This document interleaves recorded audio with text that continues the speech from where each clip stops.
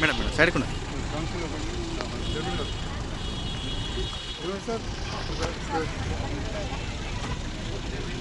Sir sir ఒక్క నిమిషం sir ఇక్కడ సార్ ఒక్క నిమిషం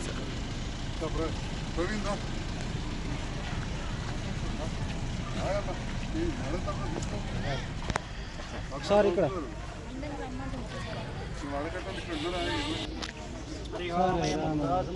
దేవన్నా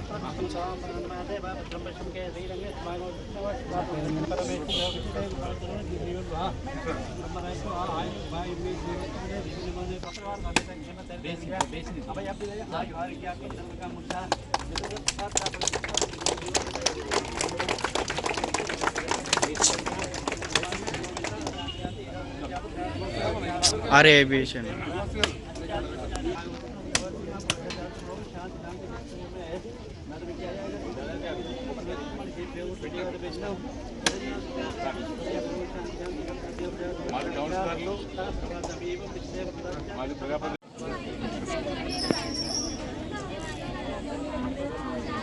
కొంచెం వెనక జరగండి మేడం.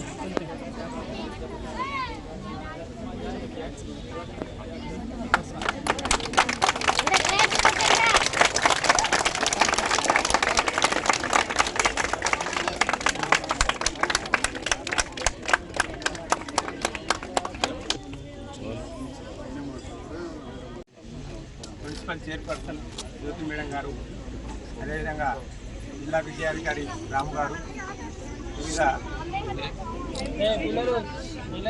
అధ్యక్షులు మరియు ఈ యొక్క పాఠశాల మాజీ అధ్యక్షులు, కార్యకర్తలు, పాఠశాల యొక్క క్షేమం కోరేటువంటి అందరికీ కూడా మా పాఠశాల తరఫున ధన్యవాదాలు తెలుపుకుంటున్నాను.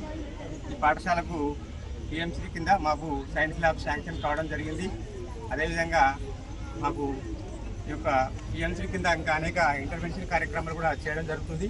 బట్ అన్నింటితో పాటు ఈ యొక్క పాఠశాలకు సంబంధించిన అదనంగా కావాల్సింది వాటిని కూడా సత్వరంగా పూర్తి చేయిస్తారని చెప్పేసి మా పాఠశాల తరఫున కోరుతూ వారికి ప్రత్యేకంగా మేము అభినందన తెలియజేస్తున్నాం. కార్యక్రమం దీంట్లో తమరు ముందుగా మా యొక్క అదేవిధంగా తాజా మాజీ మున్సిపల్ చైర్పర్సన్ సోదరి జ్యోతి గారికి, శ్రీనివాస్ గారికి,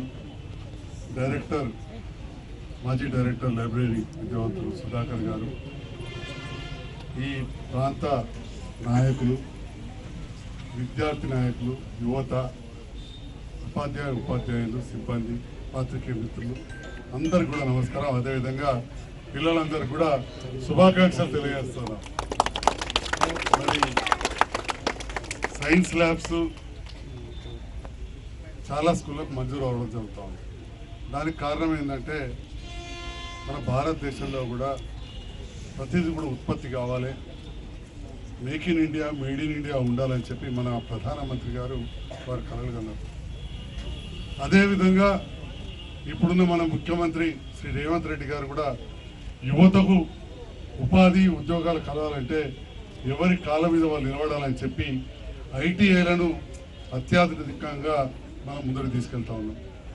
దాంతోపాటుగా మహిళలు రేపటి ఎందుకంటే అమ్మాయిల స్కూల్ కాబట్టి వారు కూడా వృత్తి ఏదైనా కుల వృత్తులే కాకుండా వివిధ వృత్తులు నేర్పించి వారిపై నిలబడాలని చెప్పి కాళ్ళపై నిలబడాలని చెప్పి జగిత్యాల పట్టణంలో 5 కోట్లతోటి ఇందిరా మహిళా శక్తి భవనం కావచ్చు, 5 కోట్ల రూపాయలతో ఇప్పుడు ప్రారంభమై 29 కోట్ల రూపాయలతోటి రేపటి నాడు ఐటీఐ మనం టిఆర్ నగర్లో నిర్మించుకుంటున్నాం. అదేవిధంగా పక్కనే ఉన్న ఉమెన్స్ డిగ్రీ కళాశాల, ఇదొక చరిత్ర. భారతదేశంలో 750 కళాశాలలు ఉంటే కరీంనగర్ కళాశాల ఉమెన్స్ ఎప్పుడో ప్రారంభమైతే వారికి మనకిద్దరు కూడా స్వయం ప్రతిపత్తి ఆటోనామస్ మొన్ననే వచ్చింది. 5 కోట్ల రూపాయలు మంజూరైంది. ఈ రకంగా విద్య పట్ల మనం నా వంతుగా ఒక శాసనసభ్యుడు వాళ్ళు అంటున్నారు, నువ్వు ఎమ్మెల్యే అంటే గతి నేను ఎమ్మెల్యే. ఒక ఎమ్మెల్యేగా మీ డైరెక్టర్ ఆఫ్ ఎడ్యుకేషన్ దగ్గరికి ఎన్నిసార్లు పోయిందో మీ నరసింహారెడ్డి సార్ అడుగు చెప్తాను. ఎన్ని క్లాస్ రూమ్లు కావాలని, కస్తూర్బా స్కూల్ కావాలని, ఆ స్కూల్కి కావాల్సిన సామాన్లు కావాలని, అదేవిధంగా నేషనల్ హెల్త్ మిషన్ ఉంటే ఆ డైరెక్టర్ కర్ణన్ గారి దగ్గరకు పోయి ఇక్కడికి పల్లె దవాఖాన్లు, బస్తీ దవాఖాన్లు కావాలని అత్యధికంగా మన నియోజకవర్గానికి తీసుకొచ్చిన ఒక ఎమ్మెల్యేనే అని చెప్పి సందర్భంగా తెలియజేస్తున్నారు. మరి ఈరోజు ఇక్కడ ఏర్పాటు చేసాం.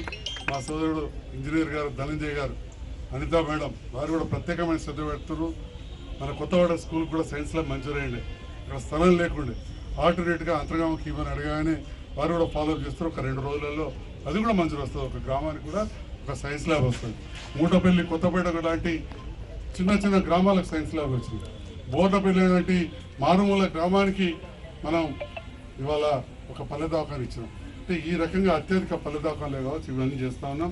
డైరెక్టర్ ఆఫ్ ఎడ్యుకేషన్ గారు రిక్వెస్ట్ చేసిన ఎక్కడన్నా నాన్ స్టార్టెడ్ ఉంటే కూడా మా నియోజకవర్గానికి ఇది అని చెప్పి నేను చెప్పడమే కాదు, ఓకే నేను ఒక ఎమ్మెల్యేనే కాబట్టి ముఖ్యమంత్రి గారు సహాయ విద్యామంత్రి కాబట్టి వారి ఆఫీస్ నుంచి కూడా లెటర్ పెట్టించిన ముఖ్యమంత్రి. నేను పోగానే అన్నారు, డాక్టర్ సాబ్ నాకు కొద్దిగా అలకయ్యింది, నాకు చాలా పరిచయం వారు. డైరెక్టర్ ఇండస్ట్రీస్కు డైరెక్టర్ ఉండే, టీఎస్ఐఐసి ఎండి ఉండే, అప్పటి నుంచే నాకు పరిచయం. తెలంగాణ స్టేట్ ఇండస్ట్రియల్ ఇన్ఫ్రాస్ట్రక్చర్ కార్పొరేషన్కి ఎండీగా ఉంటుంది నరసింహారెడ్డి గారు. అప్పటి నుంచే నాకు చాలా పరిచయం. సో అన్నారు మీకున్న పరిచయంతో ఇద్దామని ఉండే కానీ మళ్ళీ ఎవరు అక్కడ ఎందుకు ఇచ్చినట్టు ఇక నాకు ముఖ్యమంత్రి ఆఫీస్ నుంచి కూడా వచ్చింది, నేను తప్పకుండా చేస్తాను. ఇక డిఓ గారిది ఎంఈఓలది కొంత బాధ్యత, ఎక్కడెక్కడైతే అవకాశం ఉంటుందో మనకు అవసరం ఉంటే నేను లిస్ట్ ఇచ్చిన, మీరు కూడా ఆఫీస్ వెళ్ళినప్పుడు కొంత డైరెక్టర్ గారు కలవాలి.